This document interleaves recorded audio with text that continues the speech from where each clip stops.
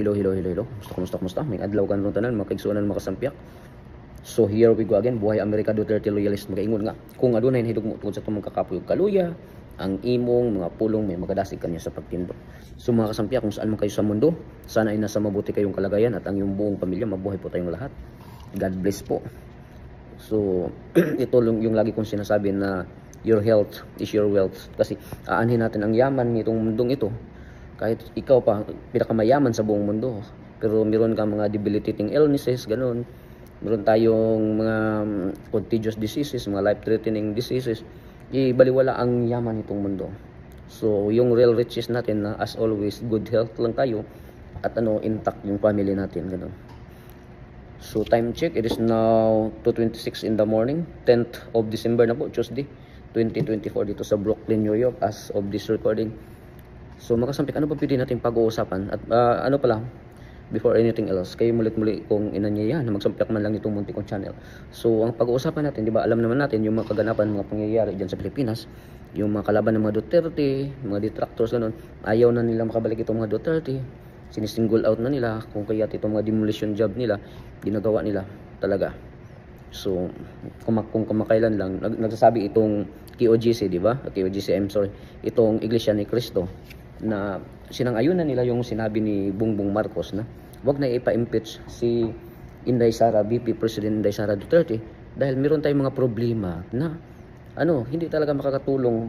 Kasi pag lagi lang tayo nakapokus lang tayo diyan sa kay Inday Sara, ganun, pabagsakin, ipa-impeach, hindi naman yan nakakatulong. Sabi nga ni Jinggoy Estrada, yung pinapa-impeach yung tatay niya, meron bang nangyayari sa Pilipinas? Ganun pa rin. Di ba? Sa mga nagdaan pa mga impeachment sa mga walang nangyayari. So, kung baga tama itong sinabi ng Iglesia ni Cristo na sa ngayon na namin si Marcos, ganun. So ngayon, medyo natakot itong mga tuwadkom, itong dito sa lower chamber, dito sa lower house, mga crooks dito sa reptiles family, itong mga crocodile house, sa crocodile farm. Medyo natakot. Makikita talaga natin.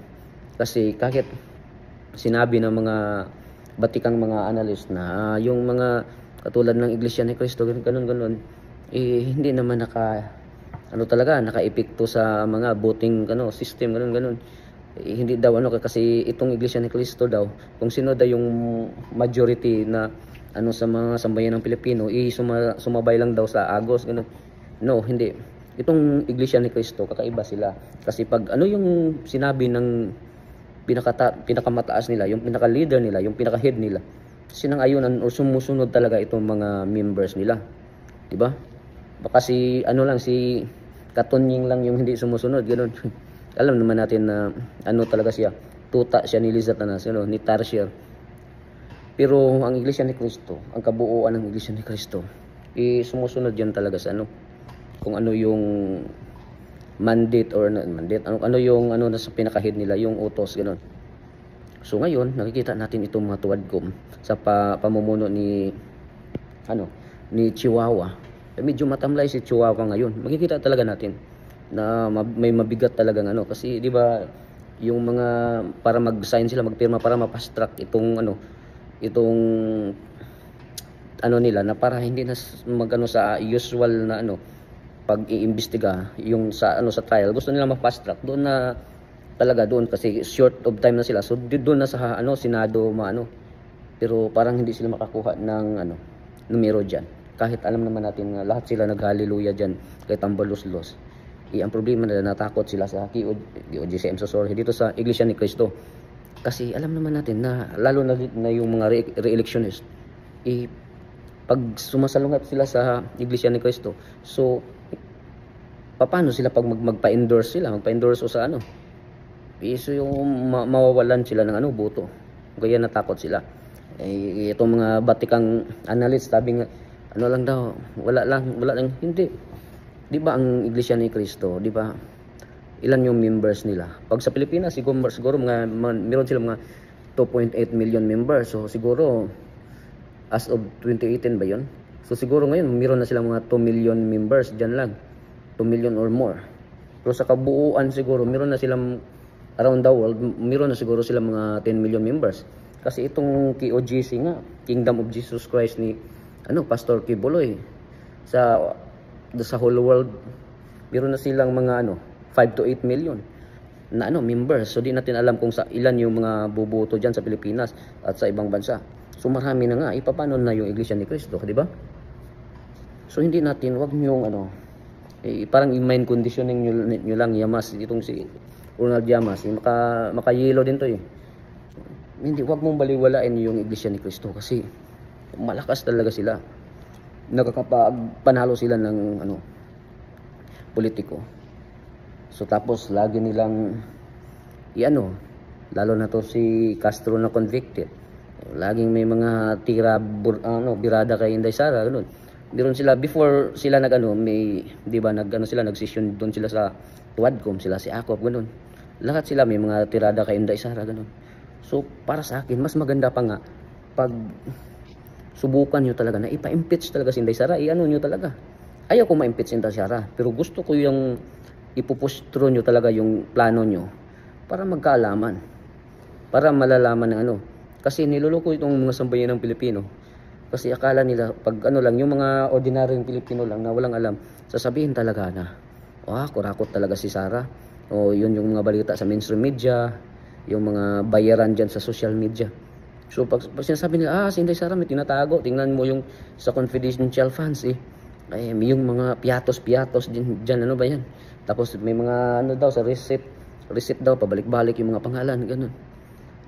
Siyempre naman, sinabi na nga yan kay Atty. Panilo at sa iba pang mga may alam dyan, na talagang tinatago talaga yung hindi talaga yan, kasi mga pseudonyms talaga yan, mga aliases yan, kasi hindi mo pwedeng confidential funds, kasi yan, confidential yan Pag sinasabing confidential, hindi mo pwedeng, halimbawa na lang, yung mga informante mo doon sa kalaban ng mga NPA, hindi mo talaga yan papanghalanan, mamamatay talaga yan Kaya nga sinasabi yung confidential funds.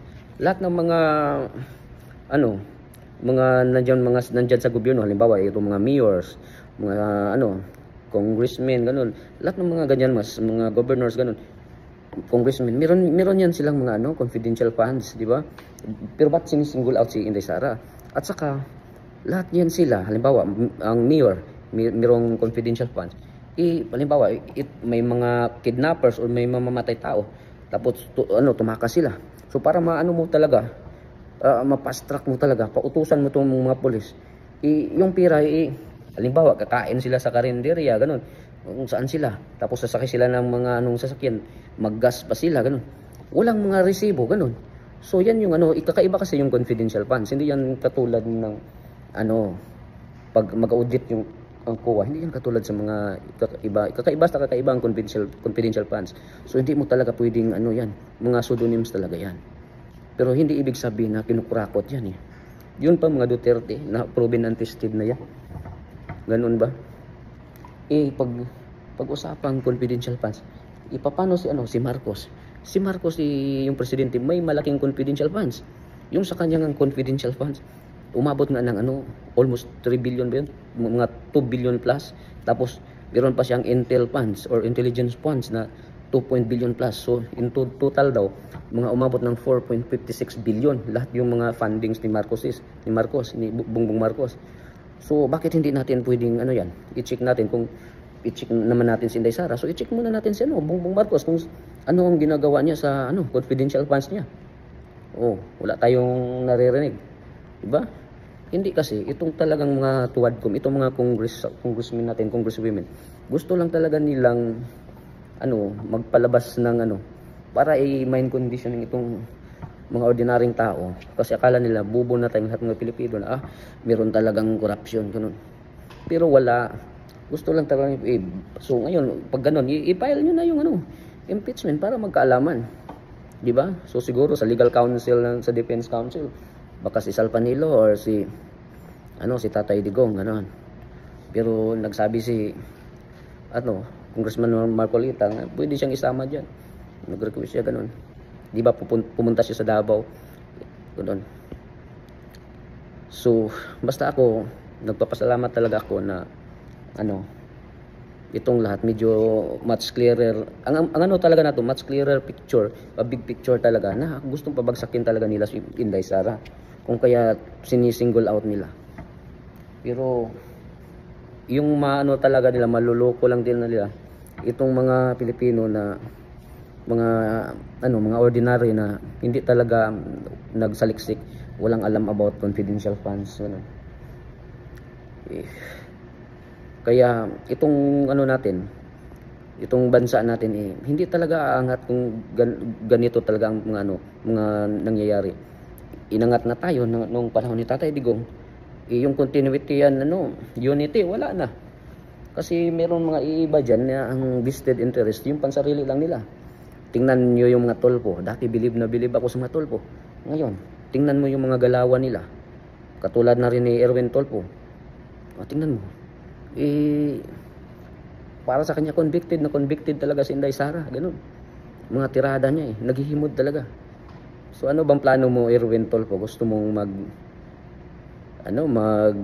vice president ni Tambalos, no? So di natin alam kung yan yung plano nila. Pero hindi naman siguro papayag si Rapi Tulfo din na hindi tatakbo pag if ever darating ang 2028 kasi mas mataas siya sa survey. If ever na ma-impeach si Inday Sara, tatakbo yan si Rapi at ayaw din yan magpabisi kay Tambaluslos kasi mas malakas siya sa survey. Baka magorgor din siya katulad ni Inday Sara if ever, So nagpakiramdaman lang yan both sides. Pero malabo sa totoo lang na ma-impeach si Inday Sara. Kasi natatakot din sila sa baka mag-people's power at saka itong KOGC, itong Iglesia ni Cristo. Yan, pag nag-combine yan sila. So malaking mga buto, yung mga re-electionist, matatakot talaga yan. Kung kaya't ngayon nakikita na natin na medyo matamlay itong mga crooks. Kung kaya't itong mga makakaliwa na nanggamit din, medyo hindi sila masaya kasi sila yung pinakaunang makabenepisyo diyan lalo na si convicted Castro kasi lintik lang yung walang ganti. Pag si Inday Sara magiging presidente, kayong lahat magsipaglayasan talaga kayo. Meron talagang lalaya sa Pilipinas at yan si convicted Castro.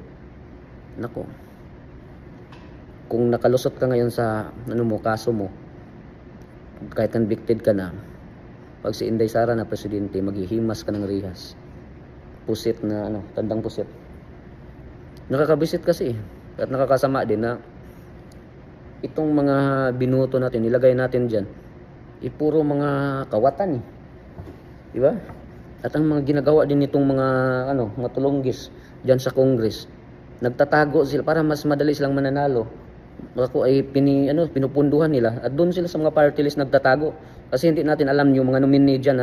Kung kaya i-check nyo yan kadalasan sa mga ganyan kay Romualdez yan katulad ng ba yung party list ni Romualdez, yung sa asawa niya Isog party list o ano ba yun, basta marami yan sila na nagtatago lang at meron din tayong nagtatago sila sa party list para mas madaling mananalo tapos may funding sila, ganun. Kasi sa kanila yung machinery. Diyan sila nagtatago. Kung kaya i-check nyo yan. Mas dali lang silang mananalo dyan. Tapos ito pa. Sino ba yung isang representative? Si Earl. Basta may representative na nagsabi. Si Earl, sino ba yun? Nagsabi siya, may post siya na sa panahon daw ngayong admin ni Marcos, drug-free na daw. Kalukuhan. Anong drug-free? Baka libre na ang droga sa panahon ni Marcos. Magpa-herpolic test sila dyan sa Malacanang. Dyan sila sa Kongreso. Anong drug-free? Baka libre ang droga sa totoo lang. Kasi alam naman natin maraming nagdodroga dyan sa Malacanang. Mas marami dyan sa Kongreso. So, baka yan yung ibig sabihin niya na drug-free. Free na ang droga ngayon. Baka yun yung ibig niyang sabihin. Sino ba yung representative niyon? Basta Earl yun. Earl. I-check ko nga. Earl Saavedra. Wala. Marami na talagang mga panlilin lang ang administrasyon ngayon Gusto niyang i-swede yung mga totoong mga nangyayari.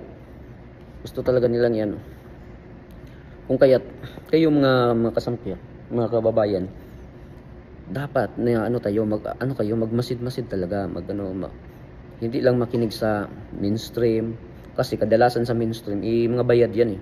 Kahit nga sa social media, kung kaya makinig kayo both sides, makinig kayo sa mga tapos kayo yung sarili nyong research, ganun. Kasi hindi pwedeng isa lang yung source nyo kasi pwedeng mali yung marinig nyo eh. Basta mga kasampiak, hanggang dito lang muna at magpapasalamat tayo at lagi tayong magdadasal sa Poong May Kapal kasi siya lang yung totoong guidance, yung knowledge nang galing sa kanya, di ba? So anyway, God bless po sa ating lahat.